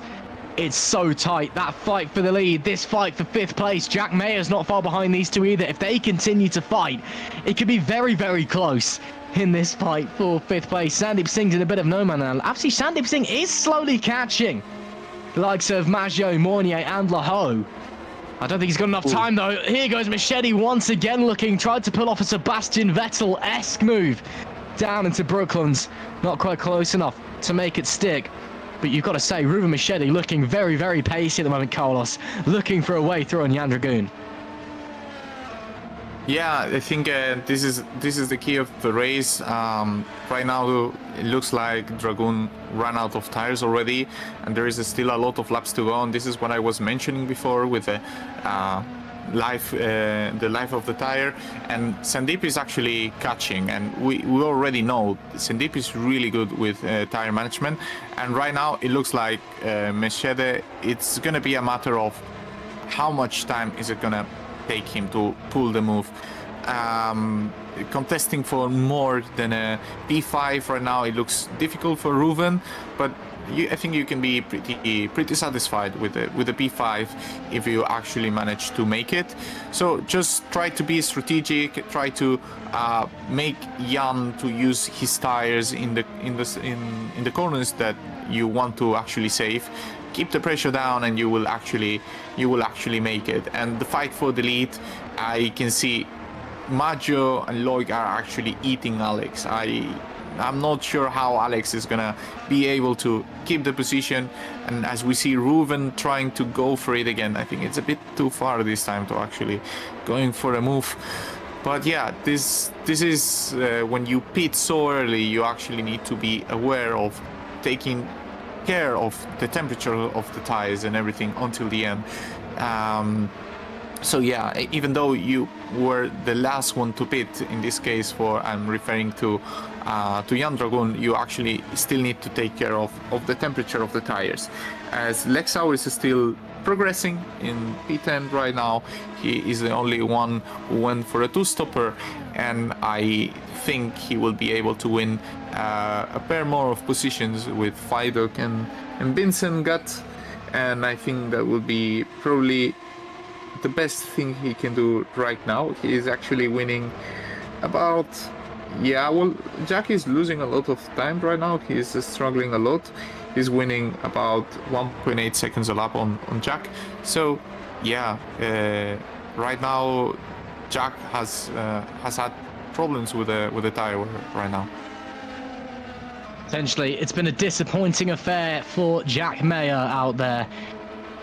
Just not gone the way he would have wanted it to go at his home race. Heading on to lap 37, P7. It's by no means a poor result. By his standard, though, it will be. And especially given his recent form, of course, the reigning FS1 champion, should I say, back-to-back FS2 and FS1 championships in 2022 and 2023. Has really been proving his worth so far this season in Superlights, but just unfortunately this one, after that mistake at Copse on the opening lap, just not been quite able to hook it up the same as he normally does. The pace has been there, but the positions just have not been. So a real shame for Jack Mayer, but still P7, it's a good haul of points at the moment. I believe, though, if my quick math serves me correctly, it will lose him out second in the championship to Sandeep Singh once again, which is a real shame for him as he heads onto the old start-finish straight into Copse. And through Copse very, very smoothly. Again, when you're running on your own, Copse is a bit of a nothing corner nowadays, to be brutally honest. But like the likes of Blanchimont and Eau Rouge, it's a corner where you just flick the car in and don't really think much about it. Of course, 15, 20 years ago, one of the biggest corners in the world for single-seater Formula cars. Just the cars are so fast now, they've got so much grip that you can just essentially not even think about it. Of course, when you're side by side with another car, it's a whole different ballpark, as Max Verstappen, I'm surely, will attest to you. But nowadays, not too much of a problem. Alex Laho starts the 38th lap of the race. We're getting into the closing stages. Like Mournier, Alessandro Maggio still right with him. And I tell you what, Sandeep Singh is still closing that gap. Only 1.3 seconds now between himself and Laho. I think he will have the DRS on. Or sorry, it's 1.3 seconds between himself and Maggio. Like so it's really not far. close. Yeah, Loic's very close as well on that one. So not long until Singh has the DRS on Maggio. And was that no DRS there from Loic Mournier maybe? It might just be my eyes deceiving me. Loic unable to make his way through though. But Sandeep Singh is slowly closing in. And could very much be getting involved in this battle before the end of this race. Could very much be a four-way scrap for the lead as they head over the old start-finish straight. Anyone fancy a go into Cops? No, no one quite close enough. No one quite got the cojones. But it's still very close out there indeed. Laho holding on. He's led all laps in this race, bar 2 from when he came into his pits stop. And still doing a great job at the front is the championship leader. This would extend his championship lead up to, I think it might almost be, it may even well be, 2 race wins clear, 50 points. Potentially, depends where Sandeep Singh finishes. So this has the opportunity to be an almighty result for Alex Laho again. It's a track that's always been kind to championship leaders in the past, as Silverstone and Owen McGorgy won here last year, Liam Duval winning here previously. So it's a track that has always been very nice. Lucas Schmidt as well winning here in 2019. It always serves well to win here if you are the championship leader. Mournier closing in once again on the brakes. He's going to be super close hanging out of the loop and onto the hangar straight. So named because it literally used to be an aircraft carrier smack in the middle of it back in World War II. Onto the straight we go. Who's going to be close enough? Does Mournier fancy having a go? Laho will be using his push to pass. And Mournier, once again, not close enough.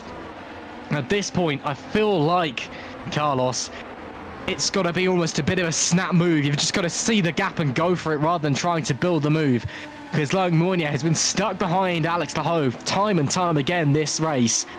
He really just needs to pull the pin and send it. Well, I'm not sure if he wants to actually send it.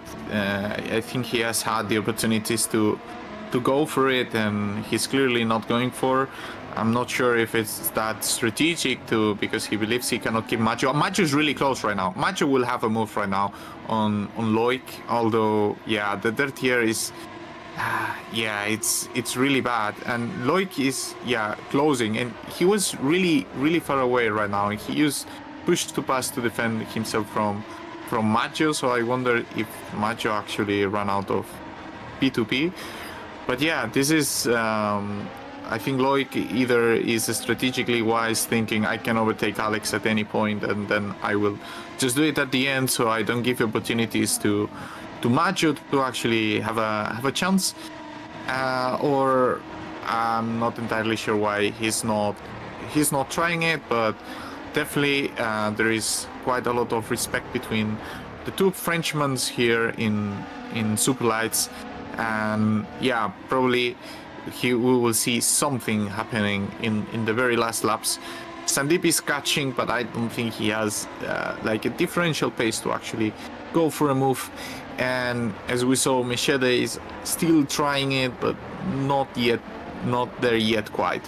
So that is how relevant track position is on this very track, and we will see in the very last laps if it falls something different here in terms of what the order of the actual positions are right now.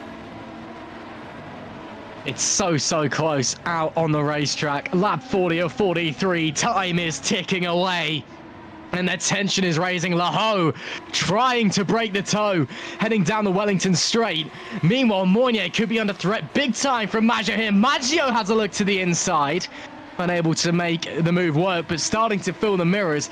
And once again, look in the background of your picture. Sandeep Singh is coming. And it is getting very exciting indeed. It's not been a race of overtaking action, but it's been a race of tension Who makes the move? Who boxes when? And it is coming down to the wire. Lap 41 of 43. Only a handful of tours to go. Laho leads from Moynier, from Maggio, your top three. All of them covered by less than a second. Sandeep Singh in the background as well. Who has got what it takes to be on the top step of the podium? It's Frenchman, from Italian, from Indian. It is so close out there.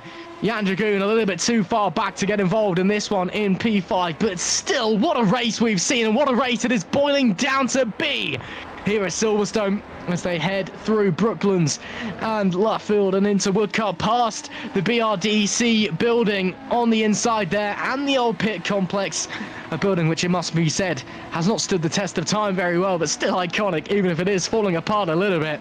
Tell you who's not falling apart though, Alex Laho. He's been imperious up the front of this race and is holding on delightfully from the massive pressure he has withstood behind. On to the Wellington straight we go. Well, once again, Laho trying to break the slipstream from behind, just pulling over a little bit.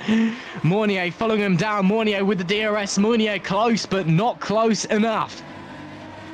Moynier, what a win this could be if he holds up, if he manages to sneak through on the previous few laps. We have seen in GPVWC, not just in the Superlights, but all across GPVWC, big moves happening late in races. Of course, Yannick Bock able to win the GPVWC Super League title on the final lap of the race a few seasons ago, in the final race of the season. It's all to play for. What's going on here, Carlos? You know, who do you think has got to be favourite in this one? It's so close on the penultimate lap of the race. Well, I think Loic has the upper hand. He can do the attack whenever he decides to. I see Alex is trying to defend it, but I'm not sure if he's actually going to pull the move. But I think if I have to say someone, I would say it's Loic. It's on Loic's decision to actually pull the move or not, pull the trigger. I think he can make it, and it's just up to him. It's so close out there. 1.5 tours left to go of this Silverstone circuit. Laho, Moynier, Maggio, your top three. Sandeep Singh, there was a slight error a few corners ago from Singh, so I don't think he will be in this fight on the final lap. Moynier maybe having to go defensive from Maggio, but not quite. But Alex Laho holding on to the lead into the Vale chicane. They pour. Laho has withstood ridiculous pressure this race. One more lap left to go here at Silverstone. Let's get it done, shall we? Laho from Moynier, from Maggio. One more time here at Silverstone. Heading into turn number 3. There you go. Moynier trying to set up the move once again into the loop at turn 4. Traction out of here is so crucial. Laho looks to get a good exit. Doesn't Moynier have any push to pass left? Looks like he does, because he gets great traction out of turn 4. Not close enough, though, to challenge. Down into Brooklands, I don't think. With the DRS open, though, gets very close, but not close enough. Moynier might have to produce a miracle. He wants to try and get through his fellow countrymen in front. Heading onto the old start-finish straight. They go. The virtual crowd, I'm sure, is losing their collective minds as they cross what once was the start-finish line. And Maggio getting very close to Moynier. Maybe a slight error there from Moynier has just benefited Laho. But look at the speed that Loic Moynier can hold through Copse Corner into Maggots and Beckett's for the very final time. Can Laho hold on a little bit wide into Chapel? A big mistake from Laho. Is this the opportunity for Loic Moynier? Loic Moynier leads this race coming into Stowe Corner. Oh my goodness me. Maggio bangs wheels. Drama late on. I'm choking up my lungs. It's so insane. With half a lap left to go. Laho goes round and into the gravel. Loic Moynier, in the most dramatic of final laps, will win this race. Alessandro Maggio will take P2. The championship leader, Alex Laho, will tumble down the order as his teammate Sandeep Singh squeezes onto the podium.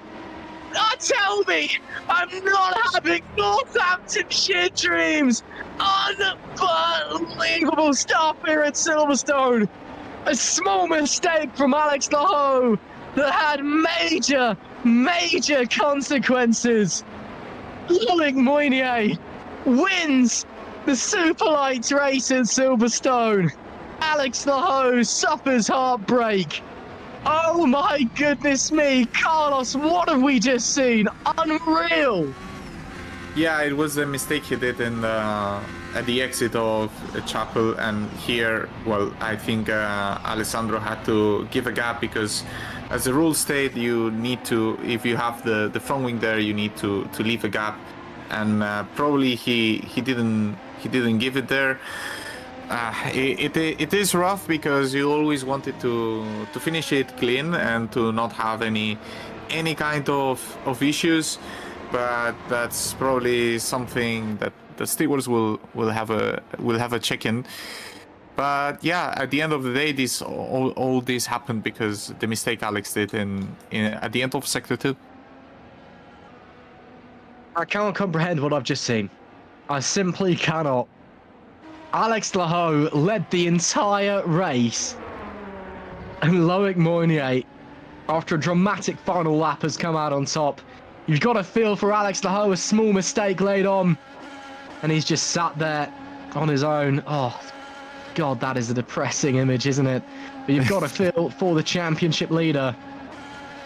Loic Moynier benefits, takes the race win after what must be said a fine race for himself. Alessandro Maggio gets into P2, but I feel like that one may be going to the stewards. I'm not sure if he'll hold on to that one. Sandeep Singh manages to get into the podium places. Jan Dragoon in P4. Ruben Machete, a great drive into P5. Alex Laho will have to stay with P6, but heartbreak for the championship leader. Jack Mayer, after that disappointing start, can only hold on to P7 with Stephen Lexau in P8. Vincent Gutt was 9th, with David Feidock rounding out our top 10 here at Silverstone. Jovis Furlock was P11 with Jan Sikora in P12. David Wasserman was 13th with Tom Vandervoort in 14th. Dennis Serban 15th. Patrick Magnussen was 16th. Michelle Galka 17th. Purgis Miram 18th. Dominic Koroshavin 19th.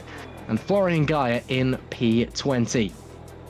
Unfortunately, we did lose Gaia alongside Pyotr Adamczyk, Alex Hallows, Maxime Bulio, and Alexander Ragotza from that race. So 5 DNFs in that one. A real shame. But man, oh man, what a race that we have just seen there. Unbelievable scenes all the way through. Super tight racing and just unreal stuff. I mean, Carlos, I don't think that was what we predicted coming into this one. Well, we knew that at the end of the tire life, things will get really unpredictable and really feisty, and well, it happened that way. I wish all the laps were as lap 43, though. We had 43 laps like lap 43. It was really strategic and really positional race, as we had, like, for example, in Barcelona. So yeah, it was pretty interesting to see. I'm happy for Maggio because he really needed a result like this. I think people need to start respecting his name a bit more. He did a great race. He held his tires and he showed a lot of maturity until the very last sector. Although we might be wrong and we might have a vision that is actually not accurate, but it looked like he squeezed a bit Alex into the outside, but nothing takes out from what he did in the whole race. So really props from here to Ale. Absolutely. Let's get some interviews in, shall we? First of all, race winner, Loic Moynier. Well, Loic, a very interesting race, it must be said, but for the first time ever, you are a GPVWC Superlights race winner. That's got to feel good. Yes, very sweaty. Well, first of all, congrats to Alex. This race, I dedicate this win to him. He really earned it today. Unfortunately, he kind of lost it in Chapel, and it opened something. I had every bit of push to pass left. I just made sure I kept the inside. and then they tangled up with Maggio. I don't know what the Italian was doing, but that's gonna be on their case, not mine. Just happy to share the grid once again. For me, it's a nice revenge to China, and I was looking forward to this one. It's my 69th league race win. Nice. A very nice number. But I mean, talk us through that one. Of course, you were second for essentially the entire race, but it was so close out there, so tense. You know, what was running through the mind? You know, what was it like out there being so close, both to Alex in front and Alessandro Maggio behind? It was stressful.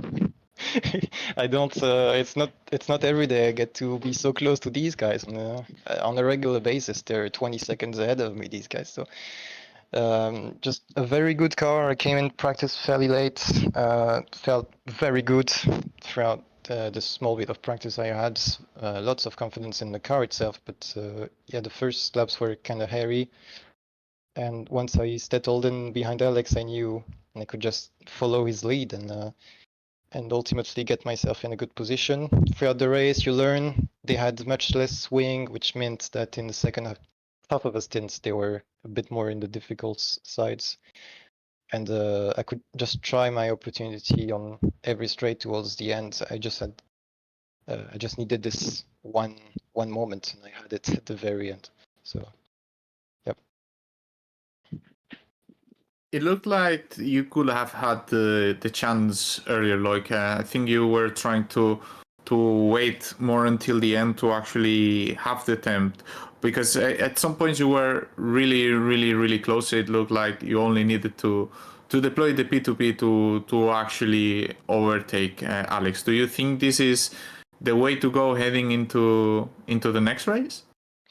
Well, I was an emergency driver just for one race, so I certainly still learned from this event. I could have went on earlier for a move, but it would have costed us more risk and time because we had Maggio still on our backs, and possibly the rest of the train that could catch up to us and make it more difficult. So I just wanted to make sure. Looking behind, okay, Alex has a good pace. If I try to pass, he has lower wings, so he will just fly by me next lap anyway. Just biting my time. I was playing a really long game, and it almost didn't work out, as I said. If it wasn't for the chapel opportunity, I had none. I deployed everything in the final laps on every straight, but I was never even close to make a dive bomb. So, yeah. Yeah, that's how the track it is. Luck and playing the long game. Well, thank you very much for joining us, Loic. Congratulations on your first Superlights win as well, and a great race from you. Thank you guys. That was race winner Loic Mournier. Let's pull in second place, Alessandro Maggio. Now, Alessandro, a very strong race from yourself. Super tight until the end. Talk us through it. Hello, first of all. It's quite been a long time. And yeah, finally on the podium until I think the last lap. The car finally felt good. I found a setup that suited me. I found a setup that didn't kill the tires. And I was happy with how the race was going until I made that mistake in the last lap. And I saw an opportunity. I had a lot of push to pass saved just for this occasion. But our tangle on the penultimate corner, I think it was, I thought I was ahead. The mirror on this mod is not the best, so you can't really see if you're ahead or not. I thought I was ahead, and I didn't know what happened to him until my engineer told me. I watched the replay, and I think I'm ahead by just like millimeters, because he's only got his front wing aligned with my rear axle. So I think by the rules, you have to be aligned with your front axle to be alongside. But then again, I'm very sorry for what happened to him. He was bleeding for the whole race. He deserved this win. But yeah, and my congratulations to Loic for the race win. Well, I think you proved everyone that you can perform in the in the proper moments when the stakes are up, Alessandro, and I think this is something that you really wanted to apply. And this is one of the very first times also you went for a more conservative strategy, let's say. You went for a very long first in and then going for a one-stop. Do you think this is the way to go heading into the next races? Oh, absolutely. I finally found what I was looking for in the car. It felt comfortable. It felt nice to drive where you're conserving and not pushing all the way like I was for the past races. So I think from now on, I'll be able to keep up with the pace, at least in the race, because on one lap, I think Alex is a clear favorite over everybody. And so from now on, I think I can at least fight consistently for the top 5. Cool. Well, Thank you. sorry, Alex. Carlos. No, Yeah, I great was about to thank him. All right, a great race to you, Alessandro, and congratulations on that second place. Thank you very much.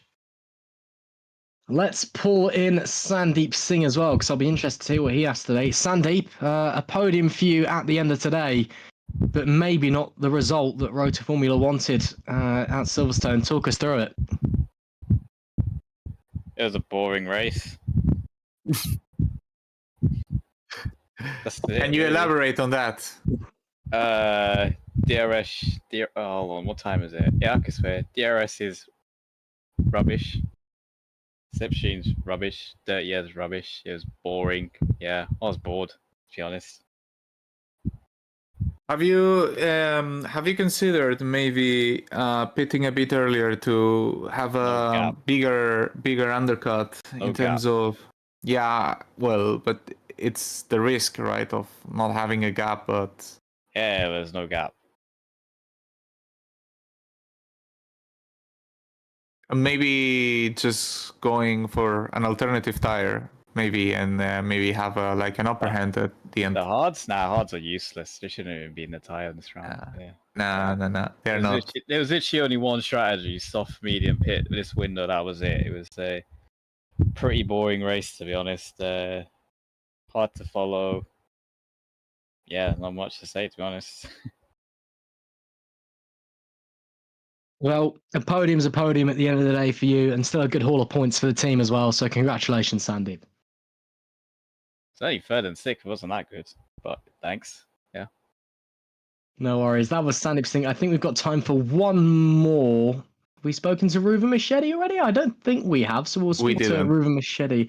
Yeah, so we'll grab Ruben in. Ruben, a good result for you today. You must be pretty happy with that one. Yeah, I am. As I got called up after the test, like 5 minutes before the end of quali. I was getting told that I need to drive, and yeah, quali was not good. I had like 2 to 3 tenths in my pocket, but in the end, P8, I think it was. So it was a relatively good quali, and yeah, race I had all race on race winning pace. So that's very promising. And yeah, I'm happy for Fusion. I'm happy with my performance today. Do you usually work with Fusion, Ruben? Because we've seen you racing for Green Stripes at the beginning of this season in Super League, but we were not aware that you were collaborating with Fusion. Is this a usual thing that you are helping Fusion to get more performance of the car? Yeah, I'm reserved after I think the 5th race in Super League. I decided to quit because I didn't enjoy Super League at all, and also my pace at Super League was rubbish. And yeah, here getting finally some confidence back, and there was a really good performance, I think. Are we expecting you to drive more for Fusion or any other Superlights team in the future rounds? I mean, I'm a reserve at Fusion. If Remco, for example, doesn't fix his steering wheel issues, I would drive the next round. But yeah, at the moment, just staying with Fusion and doing the RD tests and getting as much RD points as possible. Perfect, Ruben. Good job. And we hope Remco can actually fix his steering wheel issues. Otherwise, we will enjoy from your driving in the future rounds. And good job. Yeah, thank you. Enjoy. That was Ruben Machete. And I tell you what, I think we can just about squeeze in Stephen Lexau, just because very quickly I want to hear what he has to say. Stephen, if you can hear us, very strong result for you. You must be happy with that. Yeah, I mean, I wasn't supposed to race today. I'm dead. I'm sick, but Loic was my reserve, and Oliver was supposed to race in the other car, but he didn't get to his house because he didn't have his keys. So, yeah, I'm just very happy that I survived, to be honest. Had the two-stopper, had some overtakes, had some fun. Was nice. Was also really nice to have a car on the top step again with Loic. Very nicely done by him. Yeah, that's basically it, I guess. Well, so sorry to hear that you're sick, but still a great drive through the illness nonetheless. Looking forward to the remainder of the season and the next few rounds. What's the plan? Just keep on racking in the results? Yeah, just doing a few funny strategies, doing some overtaking, having some fun. Next one is the home GP. I have a fresh engine for that, so I'm gonna go all guns blazing for that. Well, best luck for the rest of the season and a great result today, Stephen. Thank you. Yep. See ya.